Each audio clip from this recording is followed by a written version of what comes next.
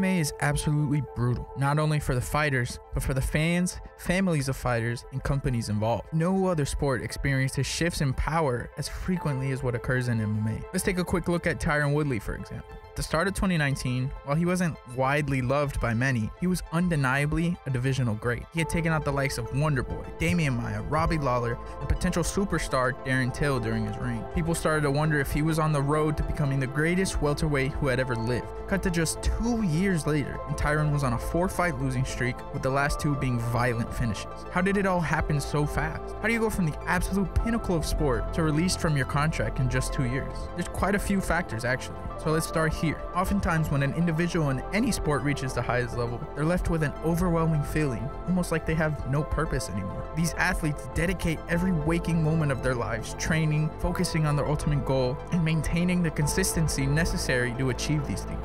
So when they finally get to the top, what's next? One would assume you'd just be focused on the next title defense, or another championship in the case of other sports. But unfortunately, that's just not the mindset. The real mindset while on their journey can be so singular that thinking past that goal is almost inconceivable. They just go, go, go. And then next thing you know, it's over. The thing that they spent years and years of their lives fighting to obtain is now just last weekend's event, and on to the next card. It's old news.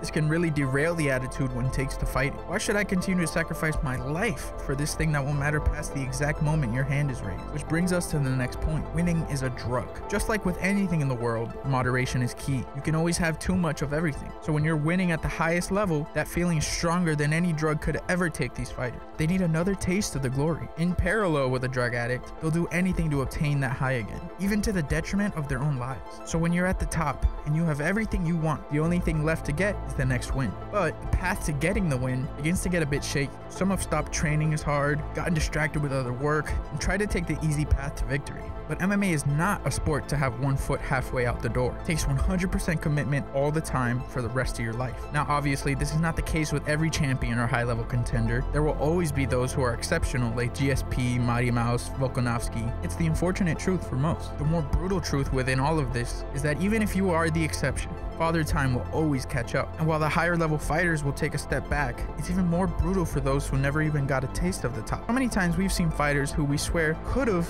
been champion if, and the downfall for those is harder than most. Think about how many times you've seen a fighter come through the sport and you've thought to yourself, man, this guy could be a champion someday. Now think about how many of those actually made it. Probably just a handful, right? In line with our example of Tyron Woodley, let's take a look at Darren Till's fall from grace. During his rise to the top, many touted him as the next big thing. He was brash on the mic, had a sniper of a left hand, and brought real eyes back to UK MMA. The UFC had their next Conor McGregor. He was fast-tracked to a UFC title against Tyron Woodley, and very quickly it was clear that he wasn't even close to his level. Now whether that be nerves or a straight-up skill difference is up to you, but the point here is if you look at his career after that fight, it's genuinely sad.